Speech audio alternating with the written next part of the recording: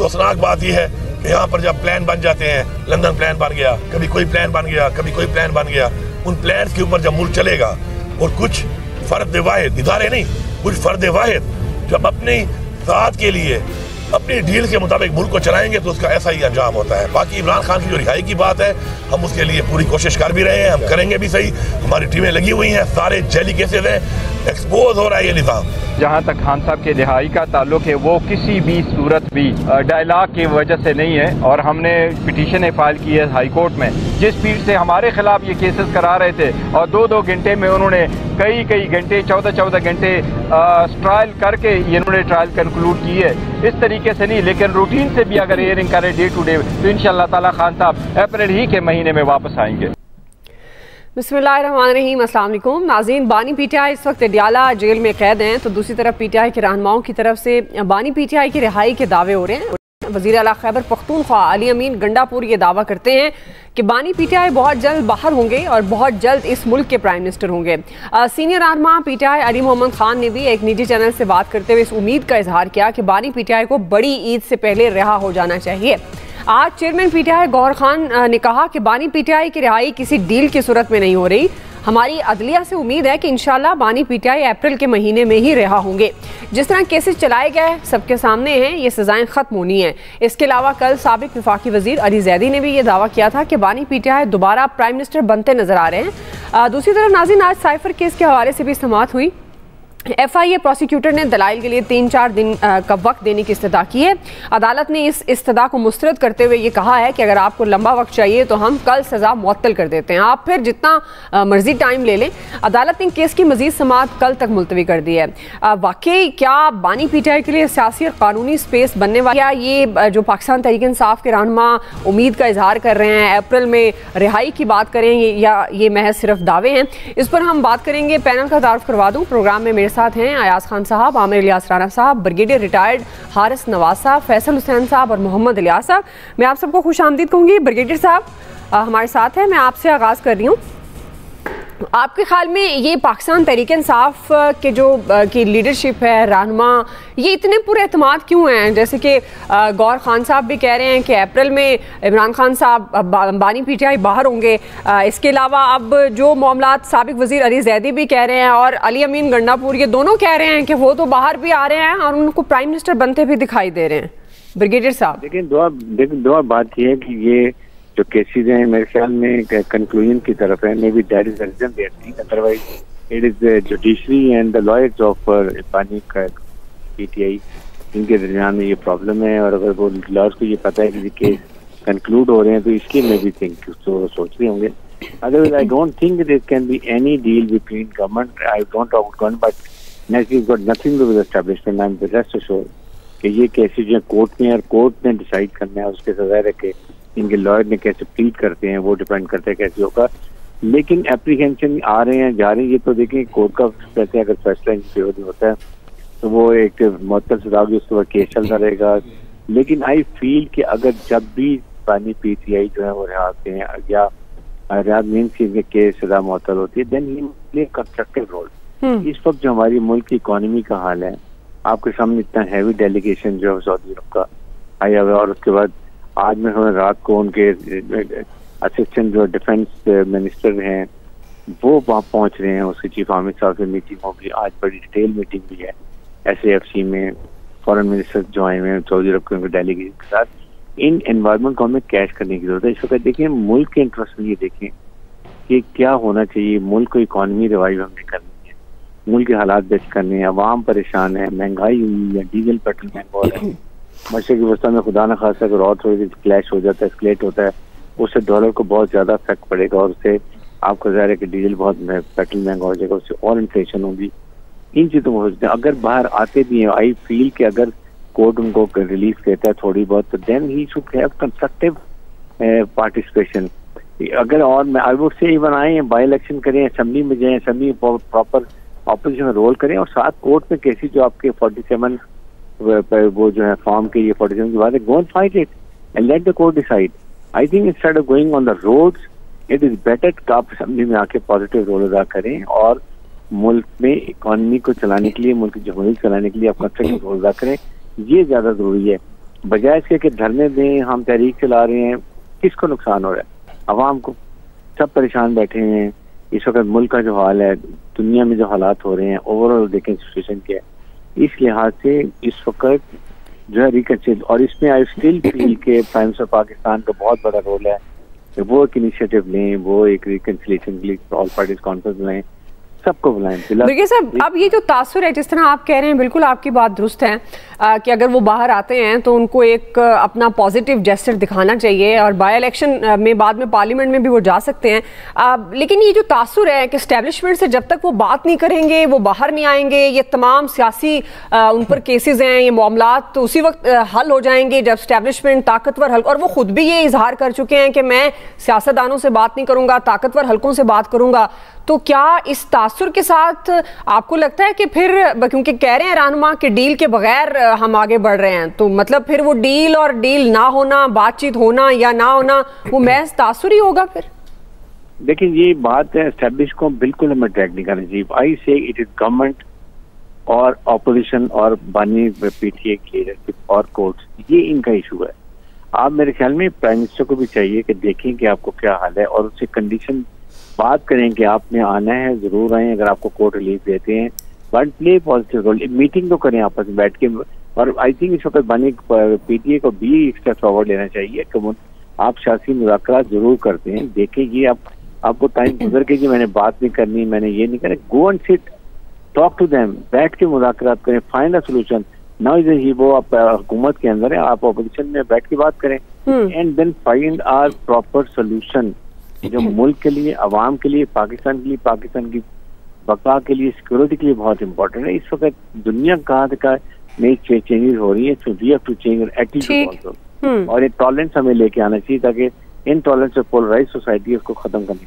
सही है जी। आमिर साहब क्यों हैं इतने पुरएतमाद बानी पीटीआई की रिहाई के लिए तहरीक इंसाफ के कारकुनान रहनुमा? देखें जी, बात यह है कि आज पाकिस्तान के अंदर जो सऊदी वफ्द मौजूद है, रात को प्राइम मिनिस्टर से के पास उनका खाना भी है, आर्मी चीफ से अलग मुलाकात भी है, एपेक्स कमेटी है, सब कुछ है। असल इशू ये है कि पाकिस्तान को हम अगर चलाने के लिए इन्वेस्टमेंट ले आते हैं, काम बन जाएगा। कर्जे आपके पास नहीं है, आप कर्ज़ों के सूद भी अदा नहीं कर सकते, उसके लिए आप IMF के पास गए हुए हैं। 2 प्रोग्राम हमने मांगे हैं 6 से 8 बिलियन डॉलर के, एक सैलाब वाली उसके रिहेबिलिटेशन के लिए, और दूसरा ओवरऑल जो कर्जा है, प्रोग्राम है, उसके लिए स्ट्रेंथन के लिए मईशत के लिए। अब ये जो सऊदी इन्वेस्टमेंट है और इसके साथ गल्फ के बाकी ममालिक की भी आमद है आगे पीछे, तो ये वो है जो पाकिस्तान का मुस्तकबिल बेहतर बनाने की एक हमें राह दिखा रहा है कि यहाँ आएगा तो मामला बनेगा। और बहुत कुछ उनको आज पेश किया गया है पाकिस्तान की तरफ से, ज्वाइंट वेंचर्स के साथ साथ कि जी आप किस किस मामले पे हम रोज़ाना बता रहे हैं कि उस पर करें। ये सबसे बड़ी खबर है एक्चुअली तो, कि अब हमें इस तरफ तवज्जो करनी है। ये सियासत तो हमारे मुल्क में कभी ख़त्म ही नहीं होती, और ना वो होगी, और वो चलती रहेगी। ये नहीं है कि उसको आप ज़ीरो कर दें।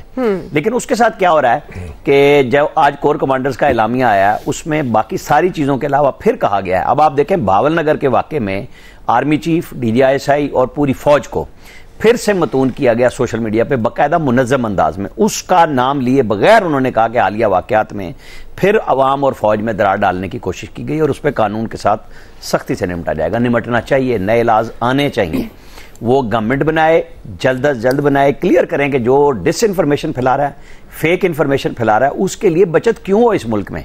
यहीं की खबरें देने वाले जाली UK में जाके जुर्माना खाते हैं, जो चैनल वहाँ नशर करते हैं, जो YouTube पे करते हैं, वहाँ के लाज में अपील पे भी जुर्माना हो रहा है। मतलब ये आपको और हमें पता है कि पाकिस्तान के अंदर यही वो करने की जरूरत है कि जब कोई सोचे कि मैंने गलत खबर देनी है, मैंने गलत तज्जिया देना है, तो हमें जवाब में वजाहत देनी पड़ेगी कानून के मुताबिक, या माफ़ी मांगनी पड़ेगी। अब इसके साथ आप आ जाएं कि खान साहब का केस अदालतों में है, एक सज़ा उनकी मुअत्तल हो चुकी है तोशाखाना की, और उसमें वो फैसला मुअत्तल नहीं हुआ, वो सुप्रीम कोर्ट का भी इशू है। अभी साइफर की फाइनल होने जा रहा है, इद्दत का केस उनका मौजूद है, लेकिन जो बड़ा केस है वो 9 मई का है, जिसपे लोगों ने मजाक भी बना लिया कि जी 9 मई करते हुए थकते नहीं आप, 8 फरवरी भी हो चुका।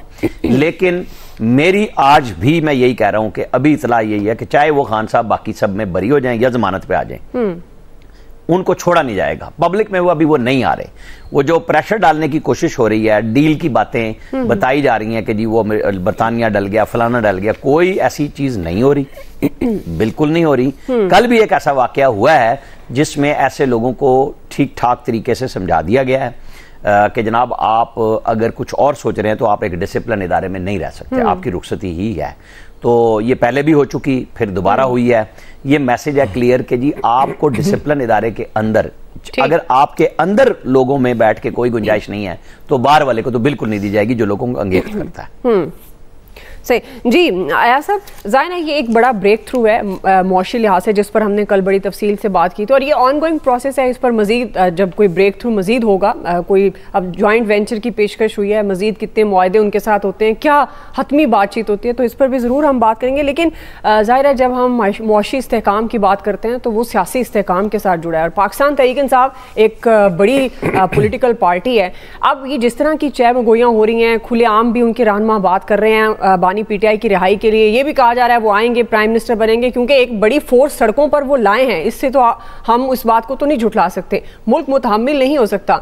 आपको लगता है कि ये महज बातें हैं, डील हो गई है, होने वाली है, या डील के बगैर वो जो कानून केसेस थे वो महज सियासी केसेस थे, सियासी बुनियादों पर थे, वाकई वो पूरे एतमाद हैं, तो उसमें कोई ना कोई वजह है आपके ख्याल में?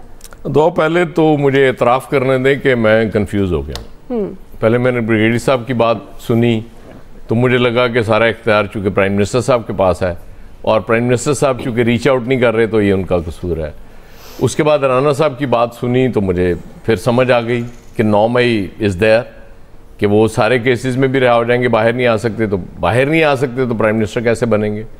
वो जेल से इलेक्शन लड़ के और उसके बाद प्राइम मिनिस्टर, जैसे आजकल दिल्ली के चीफ मिनिस्टर आपको पता ना जेल से चीफ मिनिस्ट्री चला रहे हैं अपनी, केजरीवाल जो हैं, तो वो तो खैर इंडिया है, ये पाकिस्तान में तो ये पॉसिबल नहीं है। इसलिए यहाँ तो मेरा कन्फ्यूजन, मुझे एतराफ़ करने दें कि मैं कन्फ्यूज़ हूँ, मुझे नहीं समझ आ रही कि क्या, अगरचे मेरा भी यही ख्याल है कि अब बाकी उस पॉलिटिकल पार्टी के ख़िलाफ़ जो कुछ मैक्सिमम किया जा सकता था वो कर लिया गया है।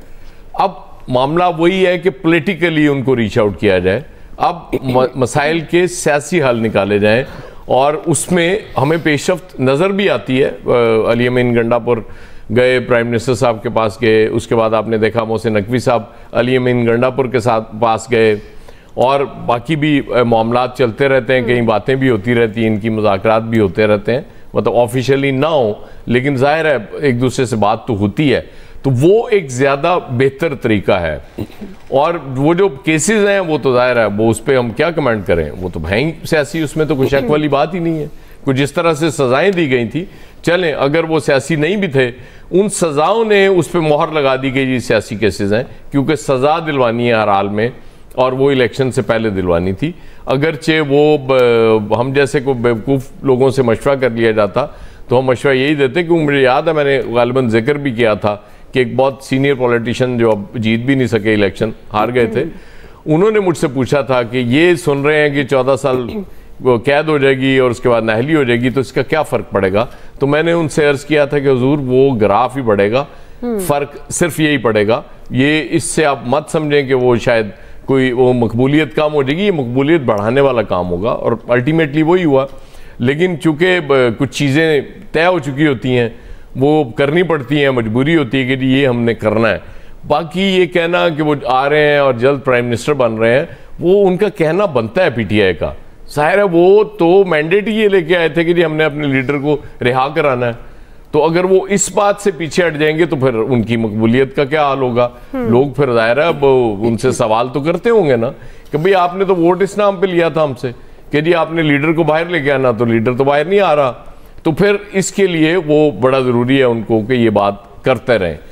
बाकी ये तयशुदा बात है, किसी प्राइम मिनिस्टर के पास का रोग नहीं है कि सियासी तौर पे अगर मसला हल भी होना है तो ये ताकतवर हलकों ने ही करना है, इसमें कोई शक वाली बात ही नहीं है, क्योंकि वही इनिशिएटिव लेंगे तो ये मसला हल होगा, वरना ये मामला चल रहे हैं जैसे चलते रहेंगे और हम इस पे बात करते रहेंगे, बोलते रहेंगे, बस इससे ज़्यादा हम कर भी क्या सकते हैं। सही है जी फैसल साहब, तो इसका मतलब है ये कोई ठोस बुनियाद की वजह से नहीं हो रहा, ये जो दावे हो रहे हैं पीटीआई के, जो अयाज साहब भी बात कर रहे हैं, ये महज कारकुनों को खुश रखने के लिए, मुतमईन रखने के लिए ये बात हो रही है।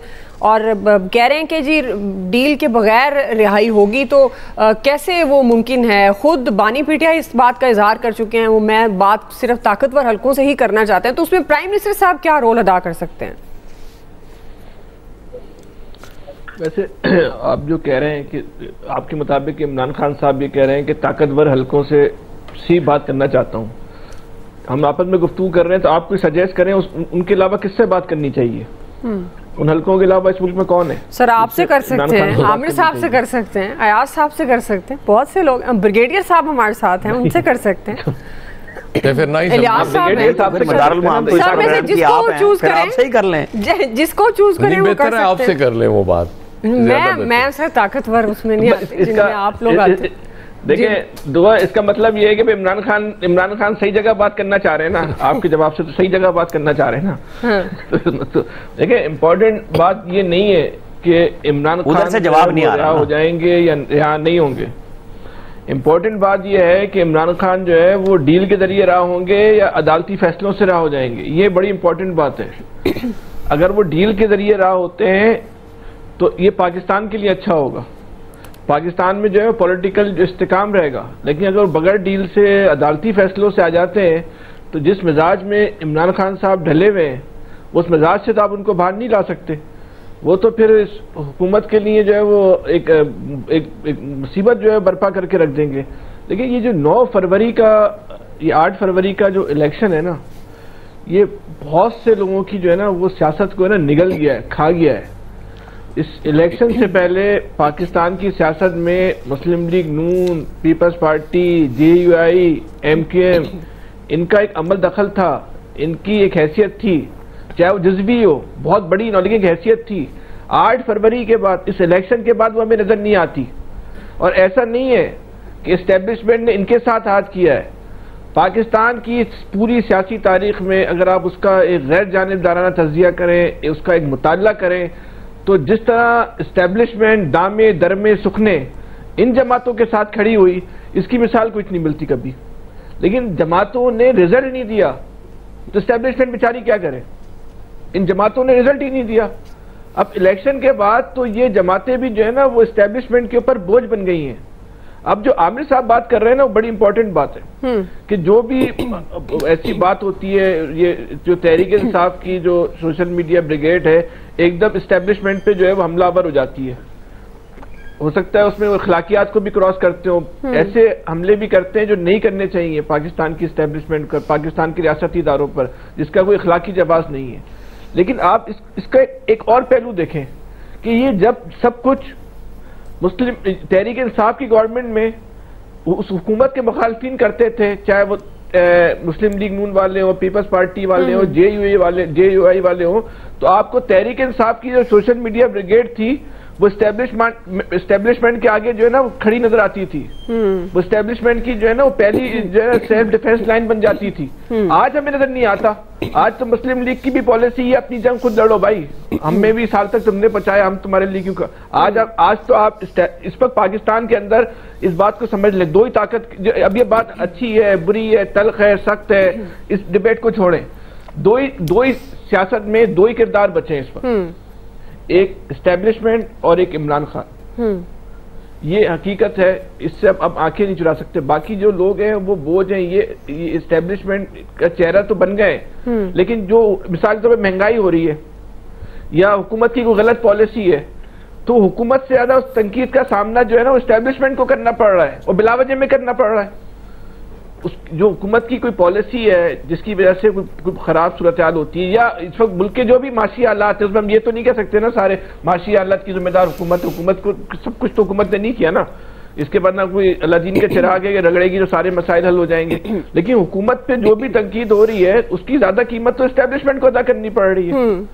तो आखिर कब तक एस्टेब्लिशमेट जो है इस हुकूमत की पॉलिसियों को, हम ये नहीं कहते नाहली को, हम ये कह देते हैं हुकूमत की रवैये को, हुकूमत की पॉलिसी को, वो जो है उसकी कीमत खुद क्यों अदा करे। हल क्या है इसका? हल तो यही है जिससे हम और आप आंखें चुरा रहे हैं। हल वही है जो हमें जो जितनी जल्दी हो जाए उतनी जल्दी पाकिस्तान की बेहतरी के लिए रास्ता निकलेगा। बेहतर यही है कि इमरान खान को जो है वो डील करके जो है ना वो भाल लाया जाए। अदालती फैसलों पे जो है वो निसार आमिर साहब कह रहे हैं ना कि अंदर की चीज को भी बर्दाश्त नहीं किया जा रहा, तो एक इदारे की बात कर रहे हैं। क्या पता यही सूरत हाल जो है बहुत इदारों में भी हो। अगर वही उन इदारों से भी इस तरह की सूरत हाल पैदा हो जाती है तो फिर क्या करेंगे आप? आमिर साहब ने बहुत गहरी बात की है, उनकी बात को आप गैर अहम ना समझें। नहीं आप ना समझिएगा। मिसाल देखिए उन्होंने बात की। मुझे बात करनी है छोटी सी। जी मैं देती हूँ छोटी सी बात करनी है। फैसल साहब इजाजत है आमिर साहब? अयाज साहब जब कह रहे थे ना कि मैं अच्छा अभी जारी है तो जारी रखें। जी मैंने कहा वो कंप्लीट कर लेना फिर आपकी तरफ भूल जाएंगे। जी फैसल साहब।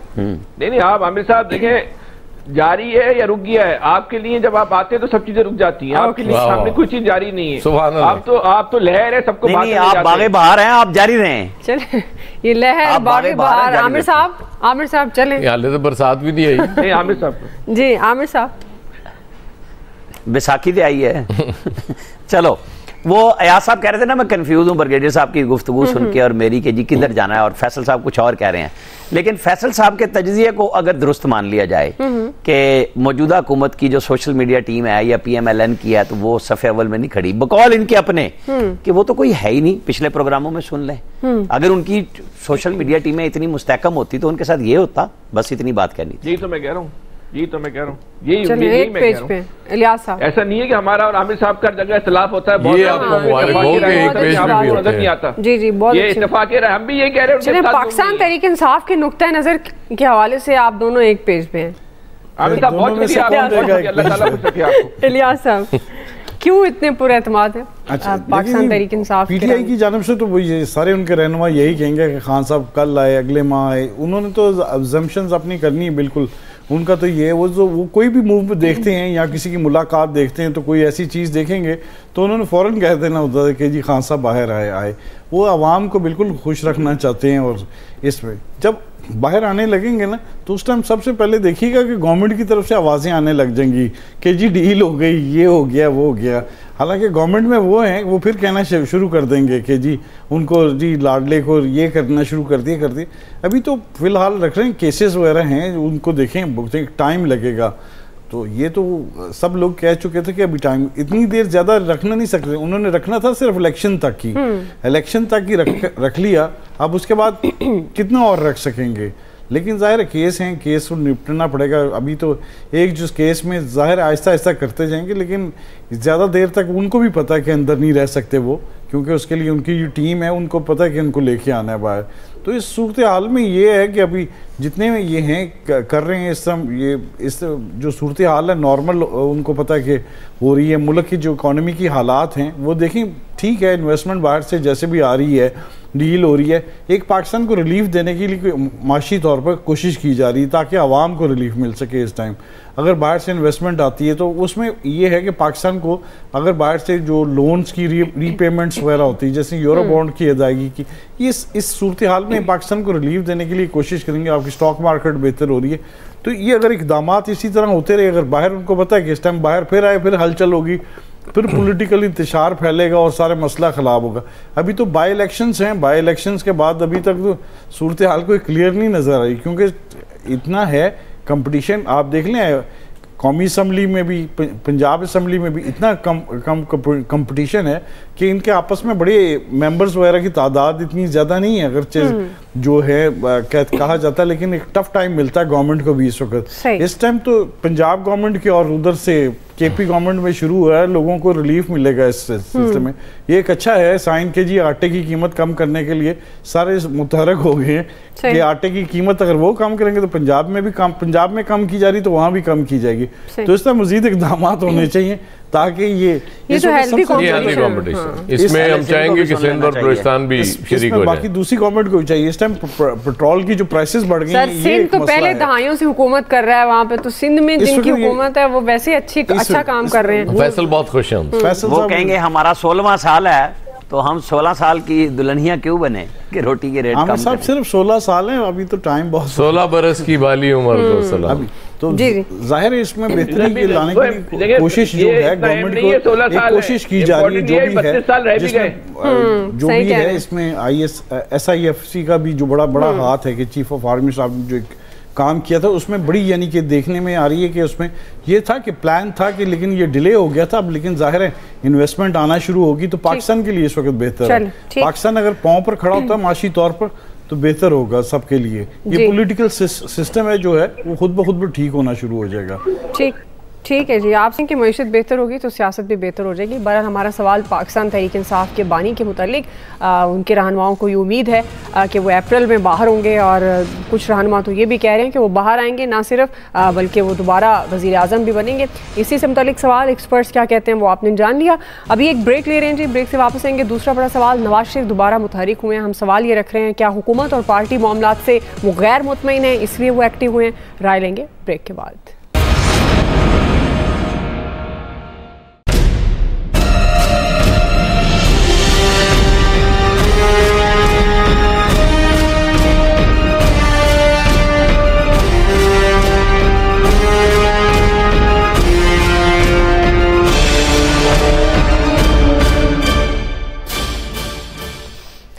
नाज़रीन, नवाज शरीफ इंतखाबात से पहले जब वतन वापस आए तो एक तवील अरसे तक मुतहरिक नहीं हुए, जिसके असरात इंतखाबात के नताइज में नजर आए। इंतखाबात के बाद उन्होंने प्राइम मिनिस्टर बनने से भी इनकार किया, ताहम वो वक्तन फ़वक्तन हुकूमत को ताकीद करते रहे हैं कि आवाम को रिलीफ फराहम किया जाए। गुज़श्ता दिनों नवाज शरीफ पंजाब हुकूमत के इजलासों में भी बैठे, लेकिन अब नून लीग के पार्टी ज़राए से ये खबरें आ रही हैं कि वो तंजीमी तौर पर मुतहरिक हो गए हैं। नवाज शरीफ अब अवाम में भी जा रहे हैं। आज वो वज़ीर आला पंजाब मरीम नवाज के हमरा रोटी की कीमतें मालूम करने निकले। नवाज शरीफ ने अवाम से उनकी राय भी मालूम की। उन्होंने ये भी कहा कि रोटी की कीमत का खुद जायज़ा लेता रहूँगा। तो दूसरी तरफ एक अहम खबर और भी आई जो नवाज शरीफ के बयानिए के लिए एक धचका समझी जा सकती है। नून लीग एक तवील अरसे तक जनरल रिटायर्ड फैज़ हमीद पर इल्ज़ामात आयद करती रही, लेकिन ज़राए के मुताबिक आज फैज़ाबाद धरना कमीशन ने जनरल रिटायर्ड फैज़ हमीद को क्लीन चिट दे दी है। और अहम बात यह है कि ज़राए के मुताबिक धरने से निमटने के तमाम फैसलों की जिम्मेदारी साबिक प्राइम मिनिस्टर शाहिद खाकान ने कबूल की है। रिपोर्ट में यह कहा गया कि शहबाज शरीफ, एहसन इकबाल, जाहिद अहमद, आफ्ताब सुल्तान से भी एजेंसियों के किरदार का पूछा गया। तमाम मुतल्लिका गवाहान ने किसी भी इदारे या शख्सियत के किरदार से इनकार किया, लिहाजा कमीशन के लिए किसी भी एजेंसी या शख्सियत को धरने से जोड़ना मुमकिन नहीं है। ये रिपोर्ट नवाज शरीफ के बयानिए के लिए कितना बड़ा धचका, इस पर भी बात करेंगे। जबकि नवाज शरीफ के अचानक मुतहरिक होने की क्या वजूहात हैं, ये हमारा बुनियादी सवाल। तो आपके ख्याल में नवाज शरीफ एक बार फिर मुतहरिक हुए? क्योंकि पहले तो ये भी बातें होना शुरू हो गई थी कि माइनस कर दिया गया नवाज शरीफ को। क्या अब वो प्लस होने की कोशिश कर रहे हैं या वो ये समझते हैं जो वक्तन फवक्तन वो इसका इजहार भी करते आ रहे हैं, खासतौर पर 16 माह की जो PDM की हुकूमत थी जिसका उनको भुगतना भी पड़ा इंतखाबात में, जो कारकर्दगी उस वक्त सामने आई, जो आम आदमी को रिलीफ नहीं मिल सका। आपको लगता है कि नवाज शरीफ इन तमाम मामलात से गैर मुतमईन हैं या वो प्लस होना चाहते हैं या वो अपनी मौजूदगी का इजहार कर रहे हैं कि वो हैं और वो एक्टिव होकर बेहतर तरीके से एक बार फिर अपनी पार्टी को फॉर्म में लाना चाहते हैं? दुआ देखें, सबसे बड़ी बात यह है कि he wants to remain relevant. वो बैकग्राउंड में नहीं जाना चाहते, इसलिए वो मुतारक हुए हैं। हालांकि इसमें जिस तरीके से वो रोटी की कीमत की बात कर रहे हैं, मीटिंग में बैठे होते हैं, it amount to embarrassing the prime minister, because this prime minister जो कर रहे हैं उससे उनका कॉन्फिडेंस शटर होगा। आई थिंक ही परफॉर्मेंस कमजोर है, इसलिए नवाज शरीफ दोबारा मुतारक हो रहे हैं। इसलिए इसको ये उनको डिसाइड करना चाहिए कि वो पार्टी तंजीम जरूर करें, बैकग्राउंड में रुकें, लेकिन it's not be visible. Visible होने का मतलब ये कि he is not happy with the performance of present federal government, जो शहबाज शरीफ की परफॉर्मेंस को अफेक्ट करेगा। तो वो बेसिकली चाहते हैं कि मैं रेलेवेंट रहूँ, मैं अवाम की नजरों में रहूँ, उनको पता चले कि पीछे हुई फायरिंग शॉट। ये उनका बेसिकली मकसद, जिसके मकसद के लिए वो निकल रहे हैं। सेकंड उनका बयानिया था जनरल फैज हमीद के बारे में, आई थिंक वो बड़ा क्लियर आज ये कमीशन ने कर दिया है। और फिर खाकान अब्बासी ने बात की है, तमाम रिस्पॉन्सिबिलिटी ली है, उन्होंने कहा जिससे कोई और इन्वॉल्व नहीं है। इससे उनको बिल्कुल डेफिनेटली फर्क है। बहुत अच्छे से वो ये कह रहे थे कि किस तरीके से फैज हमीद एंड कंपनी इसमें इन्वॉल्व हो रहे थे, धरने में शामिल थे, इनके खिलाफ धरना दिया गया, प्रॉब्लम क्रिएट की गई। वो इससे साफ पता चलता है कि वो इससे इनके बयानी को झटका लगेगा। लेकिन इस स्टेज के ऊपर मेरे ख्याल में दानिशमंदी ये है कि प्राइम मिनिस्टर पाकिस्तान शहबाज शरीफ को हुकूमत करने दें, आप बैकग्राउंड में रहें, जरूर आप मीटिंग करें, कॉर्नर मीटिंग करें, तंजीम करें, लेकिन उनको अननेसेसरी मीटिंग में बैठते हुए नजर नहीं आना चाहिए। ओवर शेडो वो अपनी बेटी को भी करते हैं, चीफ मिनिस्टर पंजाब को, और जो है शहबाज शरीफ उनको भी करते हैं। आई थिंक इस तरह से he has to maintain a balance, और वरना अदरवाइज ये पार्टी को और हुकूमत को जो चल रही पंजाब की और फेडरल गवर्नमेंट की उनको नुकसान हो। ठीक जी, आमिर साहब। पहली बात तो यह है कि पाकिस्तान में मुझे कोई बंदा बताएं जो कहता हो कि मौजूदा हालात से मैं मुतमईन हूं और नवाज शरीफ उसकी वजह से आ गए हैं बाहर और वो बड़ा गलत फैसला कर रहे हैं। वो पार्टी के कायद हैं और मौजूद हैं, उनको ये इख्तियार हासिल था कि उन्होंने शहबाज शरीफ को वज़ीर आज़म बनाया, उनको ये इख्तियार हासिल था कि उन्होंने मरियम नवाज को वज़ीर आला बनाया। मुझे ये बताएं कि इसमें बुराई क्या है? इमरान खान साहब केपी में जाके क्या करते थे? पूरे जो 5 साल की हुकूमत थी जब कुछ नहीं थे, वो नथिया गली में भी बैठ के सदारत करते थे, वो केपी में भी करते थे, वो बन्नी गाला में भी मीटिंग्स करते थे। ये जो कायद होगा वो यही कुछ होता है। ऐसे नहीं हो सकता कि एक सियासतदान हो, जीता जागता हो और वो मौजूद हो और वो काम ना करे। वो लीडर है, वोट उसके नाम पे होता है। वो देखें, एक मरियम नवाज को आप क्रेडिट दें कि रोजाना की बुनियाद पे बेहतरी के इनिशिएटिव लिए जा रहे हैं। उसके लिए एक टाइम चाहिए कि हाँ जी क्या है। जब रोटी की कीमत उन्होंने मुकर्रर की, हम कह रहे थे कि इस पे अमल दरामद असल इशू होगा। अगर वो अमल दरामद करा लेते हैं कि जी 500 रुपए की बोरी में कोई रियायत हो रही है आटे वालों को, और वो महंगी दे रहे हैं और वो वजन भी पूरा दें, सस्ती भी दें। देखें, अच्छा कदम लिया, केपी गवर्नमेंट को आना पड़ा। जो हम मजाक में बात कर रहे थे, सीरियस बात यह है कि सिंध गवर्नमेंट कहां खड़ी है? क्या वहां लोग नहीं बसते? क्या वहां लोग नहीं खरीदते रोटी? सबकी अपनी तो नहीं है काश्तकारी के, वो ब्रिगेडियर साहब की तरह अपनी रोटियां लाके बना लेते हैं। सब जाके मार्केट से खरीदते हैं ना आटा रोटी। तो वो पैसे जो हैं वो सबके लगते हैं। तो अच्छा है पाकिस्तान के अंदर एक इनिशिएटिव हुआ है और मुकाबले में हुकूमतें अच्छे काम की तरफ रागिब हों एक दूसरे के मुकाबले में, बजाय इसके कि चुप साध लें या तनकीद शुरू कर दें। मेरे हिसाब किताब में नवाज शरीफ बेहतरीन कर रहे हैं, उन्हें पीछे हटना भी नहीं चाहिए। बेटी को उन्होंने लॉन्च किया है, उनकी सियासत में अभी बहुत तवील इनिंग्स मेरे ख्याल में मौजूद है, और उसके लिए जाहिर है कि एक तजर्बाकार बाप मौजूद है जो वजीर आजम और वजीर आला रहा है। तो उसमें कोई अचंभे की बात नहीं है कि वो निकल आए हैं। शायद खाकान अब्बासी साहब की बहादुरी का मैं आपको हमेशा किस्सा सुनाता रहा हूं कि आजकल वो तकरीरें जो बहादुरी की कर रहे हैं और वो बयानात देते हैं, उनके वजीर दाखिला एहसन इकबाल को किसने रोका था एहतसाब अदालत में जाने से? रेंजर्स ने। क्या किया उन्होंने? उनको साकिब निसार साहब ने बुला के क्या कहा था कि अगर नैब बदला उड़ा के रख दूंगा। कितनी जुर्रत की इन्होंने? चुप करके घर बैठ गए। और आज उनसे बड़ा इनकलाबी कोई नहीं है। बस इस मुल्क की हकीकत इतनी की है जितनी ये सारे धरना कमीशन की रिपोर्ट आ गई है।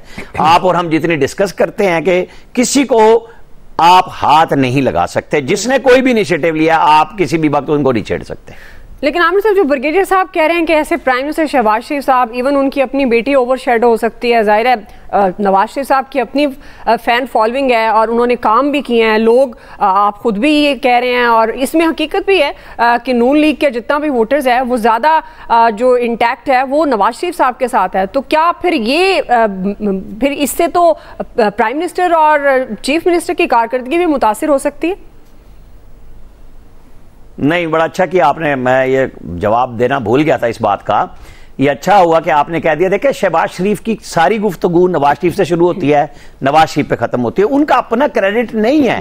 पार्टी है, वजारत उज़्मा है, वो नवाज शरीफ के साथ है, यही मरियम नवाज के साथ है। और इनके दरमियान में लोग डिफरेंस, आपको पता है, बहुत अरसे से तलाश करते फिर रहे हैं, वो नहीं मिलेगा। ये बातें होती रहेंगी, ये निकलेंगे, लोगों का एतमाद बढ़ेगा जो पीएमएलएन के वोटर हैं कि हाँ हमारा लीडर मौजूद है। वो अभी उन्होंने कोई फेडरल गवर्नमेंट में नहीं सदारत की, वो मरियम नवाज के साथ बैठ के चीफ मिनिस्टर ऑफिस भी गए हैं, मरी में भी मीटिंग की है, काम भी कर रहे हैं। दूसरी मीटिंग्स उन्होंने जाती उमरा में भी की हैं, वहां पे भी लोग आए हैं, मुलाकातें हो रही हैं, मीटिंग्स कर रहे हैं। कि एक सूबा जिसको बुजदार के हाथ में डाल के तबाह किया गया, जहां पे कुछ बचा ही नहीं, इतनी जल्दी एकदम तबाही की गई, वहां पे बेहतरी के लिए रास्ता बनाते हुए टाइम लगना है। क्योंकि आप अच्छा करते हैं तो टाइम लगता है, बुरा करने में तो आधे मिनट लगता है, जो इस मुल्क के साथ और पंजाब के साथ स्पेशली हुआ। जी अयाज साहब, देखें, बात यह है कि वो कायद चूंकि 3 दफ़ा प्राइम मिनिस्टर रहे इस मुल्क के और उनका कद बहुत बड़ा है, लेकिन उनका रवैया जो मरियम नवाज साहबा के हवाले से वो बिल्कुल ऐसी है कि जैसे बच्चा बहुत छोटा होता है तो आप उंगली पकड़ के उसे चलाना सिखाते हैं। तो ये इसी तरह है कि वो बच्चा जवान हो गया और आपने फिर भी उसकी उंगली पकड़ी हुई है कि खबरदार इधर से उधर नहीं होना। ये मैं जो तासुर लेता हूँ इससे, जब वो सदारत कर रहे होते हैं इजलासों की, मुझे लगता है उन्हें नहीं करना चाहिए ये, क्योंकि उनका कद इससे बहुत बड़ा है। वो बैकग्राउंड में बैठ के, पीछे बैठ के ये करें ज़्यादा। जैसे आपको याद होगा जब मेरे छोटे कायद, खैर अब तो प्राइम मिनिस्टर हैं, अब मैं छोटा कायद नहीं कह सकता उन्हें, वो जब चीफ मिनिस्टर हुआ करते थे तो डेंगू का स्प्रे भी खुद करते थे जाके। अच्छा, कुछ ऑप्टिक्स होते हैं, मुझे नहीं लगता कि ये चीज़ उनकी फेवर में जा रही है PMLN की। नवाज शरीफ साहब का इस तरह आना, जैसे आज वो पहुंचे हुए थे वो तनूर पे, वो अड्डा प्लॉट पे, और वो जाके रोटियों की प्राइस चेक कर रहे थे, और मतलब मुझे नहीं लगता कि उनको ये करना चाहिए। वो उनका कादिश से बहुत ऊपर है। मरियम नवाज साहबा बतौर चीफ मिनिस्टर निकले, वो जाके चीज़ें करें, इजलासों की सदारत वो करें। वो घर तो एक ही है ना, कोई ये तो नहीं हो रहा कि मरियम नवाज साहबा कहीं और रह रही है, नवाज शरीफ साहब कहीं और रह रहे हैं। उसी जाती उम्रा में इजलास करने से पहले भी उनकी राय ले सकती हैं, इजलास के बाद भी उनको बता सकती हैं कि अब्बा जी मैं फैसले किए ने, दस जो गलत है तो मैं ठीक कर लवा। मुझे ये लगता है कि उनको इस तरह करना चाहिए। बाकी शहबाज शरीफ साहब की ओवर शेडोड, उससे फ़र्क नहीं पड़ता, वो होते हैं तो होते रहें। वो इख्तलाफात लोगों को लोग ढूंढते रहे, लेकिन इख्तलाफात ना होने के बावजूद नज़र भी आते रहे लोगों को, और नज़र आए भी।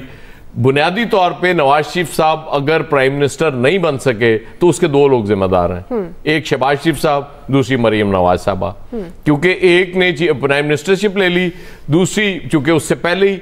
आपका क्या ख्याल है कि जब ये तय किया गया था कि मेरे कायद ने प्राइम मिनिस्टर नहीं बनना, तो मरियम नवाज साहबा को एतमाद में नहीं लिया गया होगा कि आपको चीफ मिनिस्टर बना रहे हैं, तो इसलिए बस आप चीफ मिनिस्टर बन जाए, चचा को आप प्राइम मिनिस्टर बनने दें। इतनी सी बात है। बहरहाल मेरे पास कोई इन्फॉर्मेशन तो नहीं है, लेकिन मुझे लगता है ये वैसे ये एक पॉजिटिव चीज आप नहीं समझते कि बतौर पार्टी कायद वो अपनी बेटी जो चीफ मिनिस्टर है उस पर भी गहरी नजर रखे हैं कि वाकई अगर उन्होंने कुछ ऐलान किया, जैसे तंदूर की आपने खुद भी बात की और ये आज हुआ भी सही, और अपने भाई पर भी जो प्राइम मिनिस्टर है उन पर भी उन्होंने नजर रखी हुई कि वाकई वो डिलीवर कर रहे हैं कि नहीं। तो नजर घर पे रखे ना, बेटी जब बाहर जा रही है तो अब उस पर नजर रखें, इसका मतलब शक है आपको। आप उसकी पर आपको लगता है कि ये परफॉर्म ठीक नहीं कर सकेंगे। मैं मतलब इसको इस तरह लेता हूँ, ये मेरी जाती राय है। जी जी। इसको आप गलत कह सकते हैं, ये गलत हो सकती है, PMLN वाले कह सकते हैं कि ये बंदा गलत बात कर रहा है, लेकिन मेरी जाती राय में उनको ये नहीं करना चाहिए। सही, चलें ब्रेक। नाज़रीन क्विकली यही सवाल होगा, फैसल साहब, इलियास साहब का टेक लेंगे, हमारे साथ रहिएगा। वेलकम बैक नाज़रीन। हम बात कर रहे हैं नवाज शरीफ एक बार फिर एक्टिव हुए हैं, पार्टी के मामलात देख रहे हैं, हुकूमती मामलात पर भी ज़ाहिर है उनकी नज़र है, ख़ासतौर पर जो अवामी रिलीफ से मुतल्लिक। क्या ये वो समझते हैं कि जो इस वक्त चीफ मिनिस्टर साहिबा काम कर रही हैं, प्राइम मिनिस्टर साहब काम कर रहे हैं, उससे वो गैर मुतमईन हैं? पार्टी के अंदर जो दीगर रहनुमा काम कर रहे हैं उससे वो गैर मुतमईन है, इसलिए उनको एक्टिव होना पड़ा। फैसल साहब, आपको क्या लगता है? क्योंकि खबरें तो ये भी थी कि नवाज शरीफ साहब माइनस हो गए हैं जी, अब वो क्या प्लस करने के चक्कर में है एक्टिव हुए हैं, या वो समझते हैं कि पार्टी को एक बार फिर जिंदा करने के लिए यही एक रास्ता है कि नवाज शरीफ साहब खुद मैदान में आए? फैसल साहब, देखिए, वो जो एयाज साहब ने एक बात कही है ना कि नवाज शरीफ के वज़ीर-ए-आज़म ना बनने की जिम्मेदारी जो है वो शहबाज शरीफ साहब पे और मरियम नवाज साहिबा पे। एयाज साहब का जो ये बयान है ना, ये समझ लें धन्ना कमीशन की रिपोर्ट की तरह है। इसमें असल किरदारों को जो है ना बचा लिया इन्होंने, और जो बेचारे जो कमज़ोर हमारे तो है ना, कमज़ोर आदमी उसी पे आप फिट कर दो, तो शहबाज शरीफ पर और मरियम साहबा पे आप डाल दें कि आपकी वजह से ये नहीं बने। बात ये है कि मैं इसकी वजाहत करूंगा। 9 फरवरी की जी मैं आपको 9 फरवरी की जो रात थी ना, उस दिन अल्लाह पाक ने कुदरती तौर पे नवाज शरीफ साहब को एक बहुत बड़ा मौका दिया था कि आप जो है इस इलेक्शन के रिजल्ट को मुस्तरद करें, जीती हुई सीटें भी जो है वापस करें और तारीख में जो है अमर हो जाए, एक बड़ा नाम कमा लें। लेकिन वो ट्रेन जो है नवाज शरीफ साहब ने मिस कर दी। अब उसके बहुत सारे मुहर्रिकात हो सकते हैं, हो सकता है किसी दबाव का नतीजा हो, किसी प्रेशर का नतीजा हो, ये भी हो सकता है कि उनकी सियासी दानिश में ये बात ना समाई हो या उनकी सियासी दानिश इस नैश तक ना गई हो। अगर उस दिन वो फैसला कर जाते तो आज पाकिस्तान की सियासत में उनसे बड़ा कोई लीडर नहीं होता, और पाकिस्तान की आज की सियासत जो है वो बहुत मुख्तलिफ होती है। अब जो कुछ नवाज शरीफ के साथ हो रहा है, या 9 फरवरी के बाद जो नून लीग के साथ हुआ, या जो मुस्तकिल हुआ जा रहा है, जो इस हुकूमत के साथ हो रहा है कि इनके अपने वजीर भी अपनी मर्जी से नहीं रख सकते, पार्टी के टिकट भी जो है वो अपनी मर्जी से नहीं दे पा रहे, तो वो आपने जब उस कमज़ोर फैसले किए हैं, जब आपने स्टैंड नहीं लिया, और फिर अब तो उसकी आपने जो है वो फिर एक कीमत चुकानी है। आप आने वाले दिनों में भी मज़ीद कीमत चुकाएंगे इससे आप अपने आप को जो है ना बचा नहीं सकते। वो ट्रेन जो है वो जो आपको एक फौजी सुरैया की तरफ लेके जा रही थी, वो ट्रेन आपने जो है ना मिस कर दी है। अब शायद वो ट्रेन दोबारा आपको कम से कम फौरी तौर पे तो मिलती हुई नजर नहीं आ रही। ये बाकी लीडर का काम होता है कि वो पार्टी को गाइड करे, पार्टी की लीडरशिप को गाइड करे। लेकिन एक अहम बात यह है कि ये बात हम हमेशा करते थे, जब इनकी 18 महीने की गवर्नमेंट थी उस वक्त भी हम ये बात कहते थे, भाई अगर शहबाज शरीफ की हुकूमत नाकाम हो रही है तो नवाज शरीफ साहब नाकाम हो रहे हैं। उस वक्त भी तो यही लीडर थे ना, उस वक्त भी तो इनका काम था ना कि पार्टी को गाइड करते बचाते, पार्टी गलत सिम में जा रही है, गलत फैसले कर रही है, माशी सूरत हाल खराब करने की जिम्मेदार उस वक्त ये फैसले कर लेते तो जाहिर इतनी माशी मसाइल नहीं होते, पार्टी को इतनी बड़ी सियासी कीमत अदा नहीं करनी पड़ती। अगर आप ये कहते हैं कि अभी पार्टी को गाइड करना उनका काम है तो उस वक्त भी उनका काम था, उस वक्त भी वो गाइड कर लेते। बहरहाल ये एक हकीकत है कि पार्टी को गाइड करना उस लीडर का काम होता है, पार्टी की पॉलिसी लीडर का चेहरा होता है। हुक्मरानों का जो अमल होता है, वजीरों का, वो कायद का चेहरा होता है, उसकी पॉलिसी होती है। अगर वो गाइड कर रहे हैं तो ठीक है, इसमें कोई हर्ज नहीं है। सही है जी। इलियास साहब, नहीं 8 फरवरी के 9 फरवरी जो रिजल्ट्स आए उसके बाद ना इनको था कि PMLN को कि हम बहुत मैंडेट से बड़ी अक्सरियत लेंगे। उस पर मियां नवाज शरीफ ने भी कहा था कि अवाम उस पार्टी को मैंडेट दे जो कुछ कर सके आगे जाके। जब रिजल्ट सही नहीं आए तो फिर मियां नवाज शरीफ साहब एक स्टेप पीछे चले गए और उसके बाद अब वो जाहिर है उनको पता कि मैंने अपने वोट बैंक को, पार्टी में जो वोट बैंक है वो उन्होंने ही सब कुछ करना है, तो इसलिए वो पार्टी को दोबारा एक कर रहे हैं, मुतहरक कर रहे हैं, लोगों में जाने की कोशिश कर रहे हैं ताकि आवाम को जो है वो वोट बैंक अपना मुतहरक करें। कारकुन जो नाराज़ हैं उनको साथ मिलाया जा सके। अवामी रिलीफ के लिए जितने काम होंगे उसके लिए वो बिल्कुल गाइडलाइन दे रहे हैं, उधर भी फेडरल में भी और प्रोविंशियल में। हालांकि उनको टफ टाइम मिल रहा है क्योंकि इकॉनमी के हालात ऐसे हैं अभी फ़िलहाल, तो लेकिन वो देखें उसके लिए कुछ कर रहे हैं। पंजाब में ख़ास तौर पर हर मीटिंग जो होती है, जो पंजाब में हो, जाती उमरा में हो, अक्सर सिविल सेक्रेटेरिएट में, तो वो अक्सर उस मीटिंग में अटेंड कर रहे होते हैं और बाकायदा ब्रीफिंग ले रहे होते हैं कि पार्टी के उनके क्या किया जा रहा है। तो वो जो एक है कि वो इस बात में देखना चाहते हैं कि पार्टी को पंजाब में कम से कम इस तरह रिवाइव कर सकें जैसे कि पहले उनकी थी, जिस तरह था। उनको बड़ी उम्मीद थी कि पार्टी को आज जब वापस आएंगे तो पार्टी का रिस्पांस इसी तरह मिलेगा, लेकिन उसको रिस्पांस जो इलेक्शन में है वो उस तरह नहीं मिला। तो अब जाहिर है उसको लाने के लिए वो देख रहे हैं अपने हरबे जो हैं। जाहिर एक एक्सपीरियंस लीडर है, उसने एक टाइम गुजारा है, उसने अपना उसको फाल करना है पार्टी को, साथ में अपनी नई लॉट भी तैयार करनी है अपनी जनरेशन को भी, तो उसके लिए ये काम करनी पड़ेगी, मेहनत उनको। सही है, ठीक है। लिहाजा आपका पॉइंट है क्या? मैं 40-50 सेकंड सर आपके लिए आप वजाहत करना चाह रहे थे। जैसे वो कह रहे थे फैसल के नवाज शरीफ साहब को रिजल्ट मुस्तरद कर देने चाहिए थे। इसी तरह अगर शहबाज शरीफ साहब प्राइम मिनिस्टर बनने से इनकार करते और मरियम साहबा चीफ मिनिस्टर बनने से इनकार करते तो फिर क्या होता? क्योंकि नवाज शरीफ साहब उन्होंने कहा कि इसी तरह से जैसे धरना की कॉम्प्रोमाइज कर लिया ना कि ठीक है मैं चीफ प्राइम मिनिस्टर बन जाता हूँ, आप चीफ मिनिस्टर बन जाओ, और बस इसकी मेरे कायद को फारिग कर दिया इन दोनों। फैसल साहब कमेंट करना चाहेंगे? अब बात सही है, उन्होंने तो अपने खानदान को बचाया ना, सियासत को बचाने के बजाय सियासत बचाते, अपना कद बुलंद करते, तारीख में अमर होते। बहुत सुनहरी मौका कुदरत ने उनको दिया था, कुदरत ने उनको मौका दिया। लेकिन फैसल जो आप बात कर रहे हैं तो उनके कई रहनुमा, हमने अपने प्रोग्राम में भी ये बात कुछ दिन पहले की थी, खुद ही कह रहे हैं कि हम तो हुकूमत लेना ही नहीं चाहते थे, हमें तो जबरदस्ती दी गई। तो फिर जो आप बात कर रहे हैं तो फिर वो तो सच होगी ना कि नवाज शरीफ साहब नहीं लेना चाहते थे। उसी जबरदस्ती के सामने तो खड़ा होना था, उसी जबरदस्ती के सामने तो खड़ा होना था। नवाज शरीफ साहब के पास खोने को है क्या?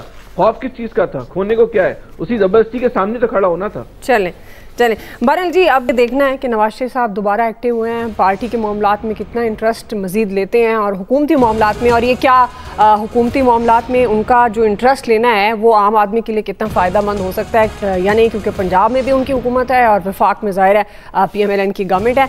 एक्सपर्ट्स क्या इस बारे में अपनी राय रखते हैं वो आपने जान ली। आज के एक्सपर्ट से इतना ही, फीडबैक दीजिएगा। ख्याल रखिए, अल्लाह हाफ़िज़।